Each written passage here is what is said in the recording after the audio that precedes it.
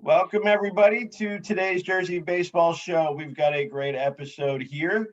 If you watched the Gill St. Bernard's Day in the Life recently, you got a quick glimpse of our guest, John DiGregorio. John is a 2024 catcher, one of the best in the state in his class, certainly behind the plate. Recently commit to, as you can tell, Penn State University. Proud to rep that, as he should. Big Ten baseball, Power 5. And we are happy to have John on and welcome. Thank you so much, Mike. Thank you for having me.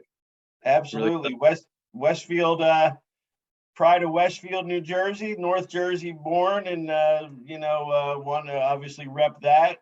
Yes, sir. Tell us how you got out to Penn State and how that happened, because obviously you're one of the, early commits. Right.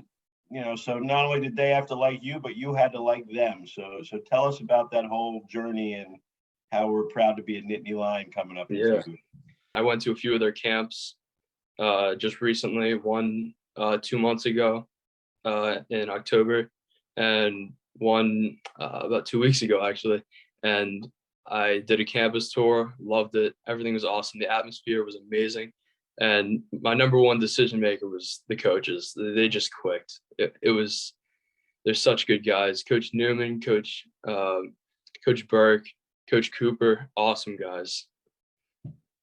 Yeah, it's you're playing in a minor league stadium. It's Right. great. The facilities are great. What did what else, and when you toured the campus, what else kind of stuck out other than it's huge? Yeah, it's right. It's a massive campus. The dorms were beautiful. I just checked out the dorms a little bit with my family. We all loved it. We're all amazed. The students seemed like really happy, and they seemed like they're having a lot of fun there. And you're able to go, like, there's a little downtown area where you can go to like a bar and you can go out to eat. Seems like it's just such a blast. Seems like a really fun college experience. Definitely. You kind of get the best of everything, right? You got the great campus experience. You got, major conference baseball. You got a staff that you really, like, and all positive. So congratulations. Thank you so much. Yep. Now, as much as maybe part of it is you want to get out and start that as soon as possible, we certainly can't do that. We got a lot of high school ball left. Exactly. We got to keep working. Yeah, you got some state titles to go after. Yep. Tell us what we're looking at as far as Gill baseball this year, and get us hyped up for the season. So Gill baseball, we're looking really good this year. We have two twin brother Iona commits, Logan Moat and Christian Moat. They're both really good pitchers. They have really nice breaking balls. They hit about mid 80s. We have another pitcher, Carter Nowak. He's a gross breaking ball. He's looking really good. All three of those guys are seniors. So at first base, we rotate a little bit. We have one brother, Tim Park, and another brother, Matt Park. Matt Park plays third base. Tim would probably rotate at first, maybe the outfield a little bit. And then middle infield, we'd have either Logan or Christian Moat, depends on who's pitching. And then also in the outfield, we'd have a guy, Joe Perry. He's awesome. He tracks every ball. He hasn't dropped anything. He's amazing. And the outfield, we'd also have another guy, Don Sempervive, or maybe me, because that's one of my secondaries. I can play first or outfield. So that's what it's looking like right now. I'm really hyped. And also, I forgot to mention Zach Mundell is a second baseman. Awesome. He's so smooth honestly one of the smoothest second basemen I've ever seen for our age group. And yeah, our offense is looking really good right now. And defense, we have Logan Moat and then Christian Moat and Carter with awesome off speed, and they throw hard too. So I'm really hyped. Yeah, so I noticed, you're your catcher primarily. I mean, I know you said you a couple of other secondary positions, but you're really a catcher. And Yeah. one of the reasons why I noticed that was when I asked you to talk about the team, you went right to the pitchers first. Yeah. Right? So Right. yeah, so that is spoken like a true catcher, which I like. Tell us about yourself, though, because this is something I always like to get into a little bit with the catchers when they come on, because it's, when did you start catching? Why do you like the position so much? Because I feel like you can't, you got to be all in if you're a catcher, Yeah, of course. I first started catching, I'd say, like when I first really started working at it was I'd say about 10U. But I started playing the position at about 8, 9U maybe, just like, I didn't have any other stances. I was just on my tippy toes just catching. But I really started working at about, I'd say 10, 11, maybe even 12U, because that's when I first went over to Diamond Nation and they really got me going. Like I was playing with Westfield and I was catching there, and then I really started to develop as I went to Diamond Jacks. And the reason I love catching so much, I just love being in every play. I love being the commander of the field. It's just so satisfying to just receive, and blocking ball is just nothing better, honestly, in my opinion. When you get a strike that maybe wasn't a strike, but because you kind of worked it a little bit. Right. You can change the game that way. It's those little things really matter. So if you're like every other good catcher I've talked to, you're definitely anti-robot umpire. Oh my gosh, the AAA baseball. There's no point. There's no point in having a catcher who can receive the ball well if you're just gonna have a robot calling balls and strikes. It's ridiculous. Like it takes away everything is just like robot replay, automated, whatever. It takes the game out of the game. The fun stuff is like getting that pitch on the corner, getting that pitch that's right. 3 inches off the corner because of the way that you catch it. It's right. Those are like things that. Yeah, it's not everything is just home run or bust. I mean, there's so many parts of the game that the good players can do that you don't want to lose any of that. Exactly. Like when they first announced that, I was like, what is this? I was disappointed, but hopefully it doesn't work out. And as you said, it really takes away from the game. It's the catcher's most important aspect is catching, receiving the ball, and they're taking that away. So hopefully it doesn't work out. Oh, I agreed. Now there's another. You mentioned that as being the most important part. There's kind of a 1B to that, which I fortunately don't see any way that they can take away, and that's kind of that leadership, that field general role, that command of the pitching staff. Is that something that's important to you? And kind of how do you develop those thoughts and those kind of things? Definitely. I think that's a very important aspect of being a catcher, being able to know your pitchers, what they like to throw, what they don't like to throw, and just being able to tell when they're down or just, not having their day, just having the courtesy to call time and go talk to them. Just knowing how your pitchers feel is a very important aspect, and just knowing the rotation of your pitchers and what they like to use is very important. Yeah, definitely. And we were talking a little bit before we hit play on this one, just things that kind of your goals and thoughts and like progression plan between now and 2.5 years, basically till you're on campus at Penn State, because it's really awesome to have the game and have gotten the attention and the offer and all that now, but if you're a finished product in 10th grade, you're not seeing much time in the Big Ten, right? So what do we Exactly. got to do? So you got, yeah. I'm really big on that. So just putting in, me and my parents talk about this all the time. Just putting in the same amount of work isn't going to cut it. You're going to stay about the same, and you're not going to get much further. But getting to the next level requires so much more work, and just putting your head down and staying consistent and working even harder than you were before to get yourself to the next level. Definitely. Always trying to get 1% better every day, right? Exactly. Yep. So what do we like away from the field? I mean, obviously you've done a ton of things on the field to get, the respect that you deserve and you've, earned. But when it's not baseball time, what's John DiGregorio like to do? So when it's not baseball time, John loves to go to the gym. I go to the gym about 5 to 6 times a week. My favorite, I'd say, muscle group to work out is chest and tries. I have that today, actually. Gotta look good. Yeah. So he loves the gym, and he also loves his dog. His dog's actually right here, just bothering me. And I love playing video games with my brother. I love Halo. That's my favorite video game, Halo Infinite. It's an awesome game.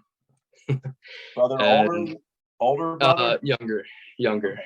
He's 12. And so he's kind of got the baseball genes too, or is he? Yeah. He also plays. Is he better at that age than you were? So I'd say raw strength. I had more raw strength, but he has a much smooth. Like, looking at my swing from 12U and his swing right now, he has a much smoother swing, and mechanically he's better. He's sharper than I am. Yeah. And we're probably about the same speed, I'd say. Maybe I was a little faster, but I just had like the raw tools, and he has the smoothness. Sounds like hopefully that'll develop. Well, yeah, because you're going to start getting him in the gym with you. Yeah, of course. I'm already teaching him. I'm already showing him some nutrition, like how to eat the right way, and the routine, the gym routine. He's got the benefit of having you as the example, right? Exactly. Right. I'll show him everything. That's right.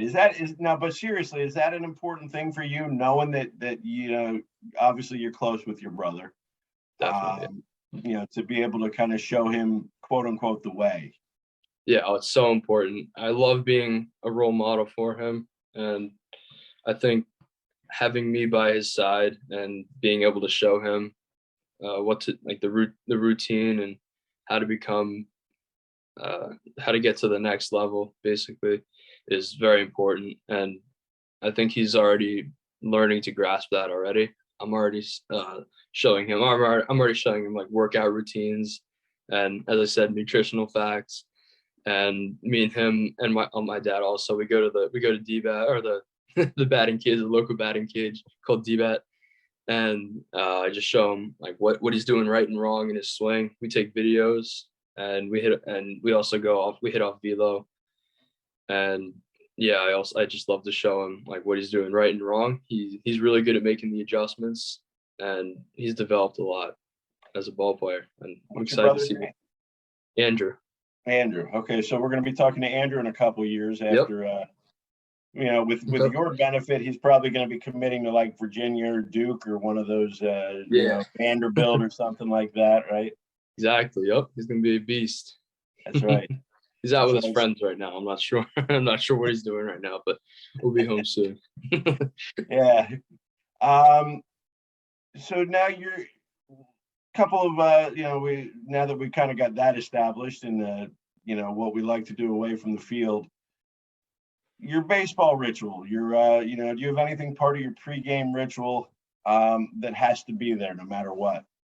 Oh, definitely. The first thing that came to mind, actually, pregame, I'd say my most important thing is, well, number one, stretch. Like, I'm so much more stiff when I'm not stretched, and if I'm all stretched out, I can get my butt like down to the floor, and I feel good, nice and loose. But if I'm not stretched, I feel like an old man almost, just squatting down. Be like me waking up in the morning, Yeah. bro. Yeah. And then I'd say number two is just taking some hacks before and getting a feel for it, and just getting your swing loose and having a pregame mentality, getting used to like live pitching. And I think it's really important for me to like it's to show just to get used to live pitching. What's one thing you learned along the way, like a quote or something, like a piece of advice that sticks in your head that you could pass along to your brother or one of his friends or something like that, to have a couple extra years on you, that kind of follow. So one of my quotes, it's actually up on my Instagram right now. It's push through the pain, giving up hurts more. And what I mean by that is, so you just keep working. Don't give up. Don't ever, just don't give up, and just keep pushing harder and harder, and you'll see the results. And what I mean by giving up hurts more is you're going to look back and say, dang, I regret that. I really wish I pushed myself harder and fulfilled my potential. Like, I don't want anybody in the world to ever not have fulfilled potential. Like, it's just sad almost. Yeah, the physical pain of soreness is nowhere near as bad as the mental pain of regret, right? Exactly. Yeah. Music. You a music guy before games? Well, not before. I wouldn't say before games. I usually just try to tone in on the mentality of live ball play. But I'm 24/7 listening to music in the gym, at school, like in between classes, obviously not during classes, but in between classes, I'm always listening to music. Like today, I was just listening to music before this interview, and I'm obsessed. Yeah, my favorite musician would be Eminem. All right, so we're rap then is our top choice. That's my thing. Yeah. One thing that we don't know about John DiGregorio. Okay, I'll give you a few things. I have about three things, I'd say. So, number one, I have a soft spot for animals. I love animals so much. Like if I wasn't, so it's more than just the dog then. Yeah, it's more than the dogs. I love monkeys. They're really smart. I've seen videos of them like tapping people on the shoulder and like asking for their phone. It's just really funny, and I really get a kick out of that. And if I wasn't if I had to choose, like if I had to choose my dream job other than being a professional baseball player, I would choose to be a veterinarian, and like that would be my dream job. Also, is working with animals and giving back to them, since they're so loyal to us, I want to be loyal to them and give back to them. It'd be really nice. Yeah, that's awesome. I have another thing. I walk around with a massive speaker with my friends. I have a giant boombox. I walk around town with a giant boombox on my shoulder. I'm obsessed with speakers. I don't know why. I don't even know. It's just interesting to me. Feels like you were born when I was born, with the whole carrying the speakers around. And I have a whole collection. Yeah. Obsessed with speakers and pets. Yeah. And also, do you know Dragon Ball Z? Mm-hmm. By any chance? Yeah, I love Dragon Ball Z. I'm obsessed. It's so inspiring to me. And do you know Vegeta? Mm. Oh, he's also another character. He's my favorite. He's my favorite in that. If anyone, all the anime fans in here would know. would know. How come? Okay, so that's actually where I got the quote from. Push through the pain, giving up hurts more. He is behind. So there's two really strong warriors. He's one of them. There's one who's even stronger named Goku, who's the main character. Goku has always been a little stronger than Vegeta, and he's always pushing harder. Vegeta's always pushing harder and harder to get stronger than him. He's just so inspiring. He has workout clip. People make workout clips of him. I hustle to that in the gym. He's just so inspiring. And since he's always behind someone, he's always trying to push even harder to get above them. So it all kind of leads to that mentality you want to bring to the field, but to the role of catcher too, right? Exactly, definitely. Just pushing yourself to go even further and beyond your limits, pushing your ceiling higher. That's what I'm all about. And obviously, finding a group of guys and a group of teammates who want to do the same, right? You all get on the same page that way. Yeah, we all push ourselves. And I have a lot of friends from Westfield actually who go to the gym with me. We're gym partners. We go and we lift together. We push ourselves even harder. And we all try to overcome each other, and we all end out with amazing numbers. Love it. That's lift each other up. It's the only way to do it, right?